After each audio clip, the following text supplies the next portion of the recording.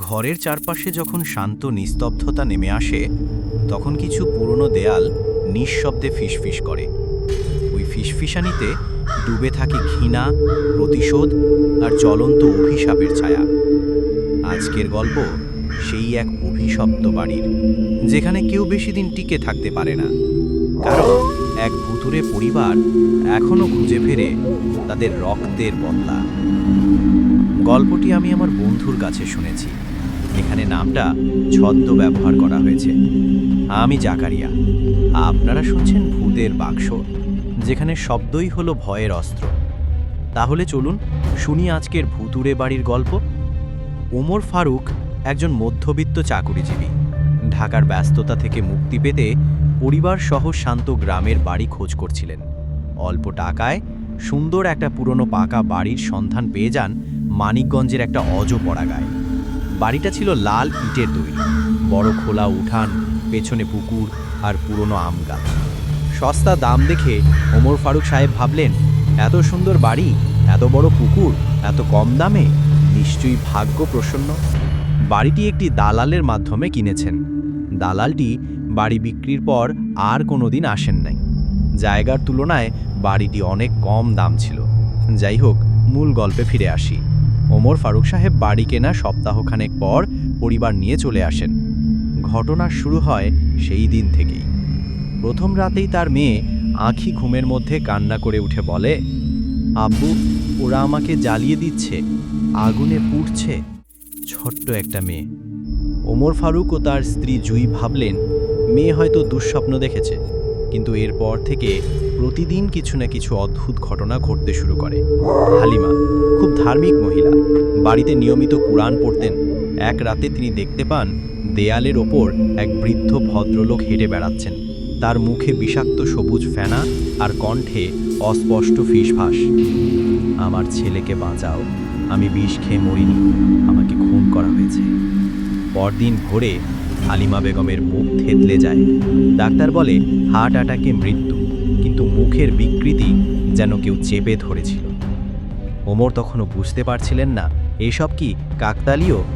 কিছুদিন ভালোই গেল, তবে মায়ের মৃত্যুর শোক কেটে উঠতে পারেনি কেউ। একদিন রাতে জুই, ওমরের স্ত্রী, এক রাতে আয়নায় দেখে তার নিজের গলাটা ছুরি দিয়ে কাটছে। হঠাৎ চিৎকার করে জ্ঞান হারায়। 3 দিন পর রান্নাঘরের ছুরি দিয়ে নিজের গলায় আঘাত করে আত্মহত্যা করে। পুলিশ আসে, তদন্ত করে, সব কিছুতে আত্মহত্যার প্রমাণ পায়। ফিঙ্গারপ্রিন্ট সহ সব ছিল জুইয়েরই নিজের। কোনো সিসিটিভি কিছুই ছিল না। আয়নার সামনে ছিল গলাকাটা বিমলের স্ত্রীর ছায়া। সেই ঘটনার পরে ওমর ফারুক সাহেব মেয়েকে নিয়ে কিছুদিন শ্বশুর বাড়ি যায়। মাসখানেক পর ফিরে আসে আবার। ওমর ফারুক সাহেব একটি কাজের মেয়েকে তার শ্বশুর বাড়ি থেকে নিয়ে এসেছিল। 3-4 দিন ভালোই গেল। কাজের মেয়ে আর জুই একসাথেই থাকত, একই ঘরে। আঁখি আবার দেখতে শুরু করে এক ছোট্ট মেয়েকে, যার গায়ে আগুন, মুখ গলে যাওয়া। সে বলে, আমার সোনার বালা খুঁজে দাও, খুঁজে দাও। একদিন আঁখি আর কাজের মেয়ে হারিয়ে যায়। সন্ধ্যায় পাওয়া যায় পেছনের পুকুরে, মুখ নিচে ডুবে, চোখ খোলা, আর হাতের মুঠোয় ছিল এক পুরনো গলিত সোনার কানের দুল। ওমর একা হয়ে যান, আতঙ্কে পাগল প্রায়। তিনি এক স্থানীয় মৌলবীকে ডেকে আনেন ঝাড়ফুঁক করতে। মৌলবী সাহেব পুরো ঘর তেলাওয়াত করেন আর বলেছিলেন একটাই কথা, 3টে আত্মা এখনো ঘরের কোণে বন্দী, কিন্তু চতুর্থ আত্মাটা সে নরকের আগুন নিয়ে এসেছে। ওর প্রতিশোধ থেমে যায়নি। এই বাড়িতে কেউ বেশি দিন থাকতে পারে না বাবা। গত 30 বছরে 6টা পরিবার এসেছিল। কেউ আত্মহত্যা করেছে, কেউ পুড়ে গেছে, কেউ গলা কাটা অবস্থায় পাওয়া গেছে, কিন্তু কেউ প্রমাণ করতে পারেনি কিছু। ওমর সাহেব বাড়ির ইতিহাস জানতে শুরু করেন। স্থানীয় পুরনো দলিলে জানতে পারেন এই বাড়ি ছিল বিমল মণ্ডল নামের এক সোনার কারিগরের। বিমল মণ্ডলের পরিবার ছিল একসময় সুখী হিন্দু পরিবার। বিমল, তার বৃদ্ধ বাবা, স্ত্রী আর 9 বছরের মেয়ে। তার ভাই আশিস মণ্ডল হিংস্র, লোভী ও ভয়ঙ্কর ছিল। এক রাতে আশিস তার স্ত্রীর চাপে পড়ে গোটা পরিবারকে নির্মমভাবে হত্যা করে।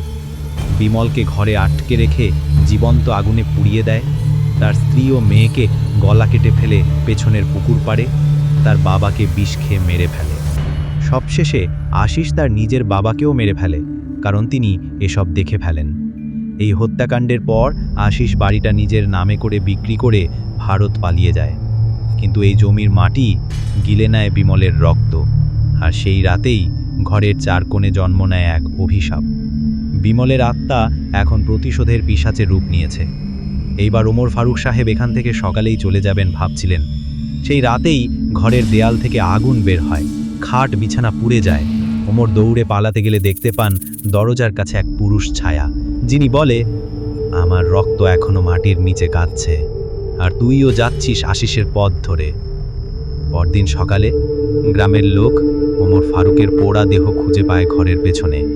পুরো শরীর কালো, মুখটা গলে যাওয়া, কিন্তু আশ্চর্যের ব্যাপার, ঘরের কোথাও আগুন লাগেনি। আজও সেই বাড়ি খালি পড়ে আছে। প্রতি পূর্ণিমা রাতে বাড়ির জানালায় আগুনের আলোর ঝলক দেখা যায়, আর কেউ সেই বাড়ি কিনতে আসে না। বলে, বিমলের পরিবার এখানেই আছে। জ্যান্ত মানুষ তাদের বাড়িতে বেশি দিন টিকতে পারে না। আপনি কি কখনো এমন কোনো বাড়ির কথা শুনেছেন যেখানে ভুতুড়ে পরিবার থাকে আর প্রতিশোধের আগুন নেভে নাই? আপনি শুনছেন ভূতের বাক্স। এখন শুনবেন তেঁতুলতলার পিচাস, মুন্সিগঞ্জের আতঙ্কের বাড়ি। মুন্সিগঞ্জের এক নিরীহ পাড়া, এক ভাড়া বাড়ি আর এক ভয়ঙ্কর গাছ। সবাই জানত সন্ধ্যার পর সেই গাছের পাশে দাঁড়ানো মানেই চোখে চোখ পড়া এক অশরীরীর সঙ্গে, যার রূপ ছিল কখনো বৃদ্ধা, কখনো কালো কুকুর, আর কখনো কিশোরী মেয়ের মতো। কিন্তু সে কাউকে খুন করত না, শুধু ভয় দেখাতো, এমনভাবে যাতে মানুষ নিজের থেকে সেই বাড়ি ছেড়ে পালায়। তবু একজন আসলো যে পালায়নি। সে ছিল একজন পুলিশ, আর পিচাসকে ভয় দেখাতে এসেছিল এক মাওলানা। 2016 সালের জানুয়ারিতে মুন্সিগঞ্জ জেলার গজারিয়া থানায় এসআই মোহাম্মদ শফিকুল ইসলামের ট্রান্সফার হয়। স্ত্রী হেনা আর দুই যমজ ছেলে রিদওয়ান ও রাশেদকে নিয়ে সে উঠেছিল শহরের এক নিরিবিলি পাড়ায়, যেখানে সস্তায় একটা পুরনো দোতলা ভাড়া বাড়ি পাওয়া যায়। সরকারি কোয়ার্টারের পরিবেশ ভালো ছিল না, তাই সে ভাড়া বাড়িতেই ওঠে। প্রথম দিনেই পাড়ার এক দোকানদার সাবধান করে দেয়, ভাই, ওই তেঁতুল গাছটার পাশে সন্ধ্যা নামার পরে কেউ দাঁড়ায় না, ওই গাছটা ভালো না, ওখানে কিছুই বসবাস। এসআই শফিক হেসে উড়িয়ে দেয়, ভূতে আমি বিশ্বাস করি না, আর পুলিশ ভূত দেখে না। বাড়িটি বাইরে থেকে সুন্দর, তবে ভেতরটা বেশ অন্ধকার ও ঠান্ডা। বাড়ির মালিকের পরিবার দেশ ছেড়ে গেছে 15 বছর আগে। শুধু একজন বৃদ্ধ চাচা মাঝে মধ্যে বাড়ি দেখতে আসেন। এক সপ্তাহ পর হেনার অনুরোধে তার একটা এতিম মেয়েকে কাজের জন্য রাখে। নাম তামান্না। সে নীরব, খুব শান্ত স্বভাবের, বয়স 14। এসআই শফিক তার যাবতীয় খরচ চালায়, স্কুলেও ভর্তি করিয়ে দেয়। তামান্না সেই বাড়ি রান্নাবান্না, বাচ্চা দেখাশোনা সবই করে। বাড়ির পাশে বিশাল এক পুরনো তেঁতুল গাছ। গাছটা এত বড় যে সন্ধ্যায় এর ছায়া বাড়ির অর্ধেক ঢেকে ফেলে। রাতে সেই গাছের দিকে তাকালেই মনে হয় কেউ দাঁড়িয়ে আছে। তামান্না একদিন শোনায়, আপা, আমি জানিও গাছাটা কিছু আছে। আমি একদিন চোখে দেখছি, সাদা কাপড় পরে দাঁড়ায়, গাছে উঠে আবার নামে, মুখটা স্পষ্ট দেখা যায় না। হেনা ভয় পায়। ঘটনা শুরু। রাতে জানালায় কড়াঘাত, কিন্তু বাইরে কেউ নেই। রান্নাঘরের জিনিস হঠাৎ পড়ে যাওয়া, তাও মাঝরাতে। বাচ্চারা বলে, আব্বু, আমাদের ঘরে একজন আসে, আমাদের সাথে খেলে। তামান্না অজ্ঞান হয়ে পড়ে এক রাতে। সে বলল, আমার গলায় কেউ হাত দিয়েছিল, আমি চোখ খুলতে পারছিলাম না। এক রাতে শফিকের চোখে ধরা পড়ে এক কৃষ্ণকায় লম্বা চুলওয়ালা বৃদ্ধা, যার হাঁটুর নিচ পর্যন্ত চুল, চোখ দুটো লাল, দাঁত ছাপের মতো বাঁকা। সে দাঁড়িয়েছিল তেঁতুল গাছের নিচে। আরেকদিন তামান্না অজ্ঞান হয়ে পড়ে। তামান্না জ্ঞান ফেরার পরে বলল, ও আমার দিকে তাকিয়ে শুধু বলছিল, এই বাড়ি আমার, আমার, আমার। এক রাতে ভয়াবহ এক ঘটনা ঘটে। শফিকের 2 সন্তান ঘুম থেকে চিৎকার দিয়ে ওঠে আর বলে, আমাদের বলছিল খেলতে, গাছে উঠি, তারপর বলে লাফ দে। পরদিন এসআই শফিক ঢাকা থেকে একজন বিখ্যাত হাফেজ ও তাবিজ কবজ জানে এমন এক মাওলানা সাইফুল হককে ডেকে আনে। তিনি এসে বলেন, এই জায়গায় এক পিচাস দীর্ঘদিন ধরে ঘাঁটি গেড়ে আছে। মানুষের ভয় তার শক্তি। ওকে খুন করে না, কিন্তু ভয় দেখিয়ে নিজের জায়গা রক্ষা করে। তাকে সরাতে হলে তার নাম জানতে হবে। তাকে ডাকতে হবে তার কাছ থেকেই। রাত 12টায় শুরু হয় রুকিয়া ও তেলাওয়াত। মৌলানা সাহেব গাছের নিচে দাঁড়িয়ে সূরা বাকারা পড়তে শুরু করেন। হঠাৎ করেই গাছ তুলতে থাকে, হাওয়া উঠে, আকাশ অন্ধকার। তেঁতুল গাছ থেকে নিচে নামে এক সাদা কাপড় মোড়া বৃদ্ধা, যার মুখ নেই, কেবল আগুনের মতো জ্বলজ্বলে 2 চোখ। মৌলানা ডাক দেন, ওহে শায়তান, তুই আব্দুল খালেকের মেয়ে ছিলি, এখন তুই আর মানুষ না, এই জায়গা ছাড়, তুই এখান থেকে চলে যা আল্লাহর হুকুমে। পিচাস হঠাৎ চিৎকার দিয়ে বলে, এই গাছ, এই বাড়ি, এই মাটি আমার, তোমরা কে আমার জায়গা নিতে চাও? মৌলানা তখন একটি বোতল থেকে পানি ছুড়ে দেন, যা ছিল রুকিয়া করা পানি, আর ঝাড়ু ঝাঁটা দিয়ে তার গায়ে আঘাত করতে থাকে। তারপর জমজমের পানি ছিটিয়ে দেয় সেই পিচাসের শরীরে, আর কি যেন পড়তে থাকে। পিচাসটি শুধু চিৎকার করতে পারে, কিন্তু পালাতে পারছিল না। সে সেই বাড়ি থেকে চলে যাওয়ার জন্য রাজি হয়। মৌলানা তার রুহানি শক্তি থেকে তাকে ছাড়িয়ে দেয়। পিচাস আগুনের মতো ফাটতে ফাটতে গাছের ডালে উঠে আবার মিলিয়ে যায়। কিছু তাবিজ কবজ ঝুলিয়ে দেয় তেঁতুল গাছে। পরের দিন তেঁতুল গাছটা কেমন যেন শুকিয়ে গেছে, পাতাগুলো হলদে হয়ে গেছে, আর বাড়িতে আর কোনো শব্দ, করাঘাত বা চিৎকার শোনা যায় না।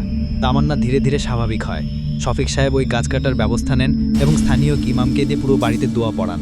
পিচাসরা হয়তো মানুষ খায় না, কিন্তু তারা মানুষের ভয় খায়, আর একবার যদি ভয় জমে তাহলে তেঁতুল গাছের ছায়া কখনো পিছু ছাড়ে না।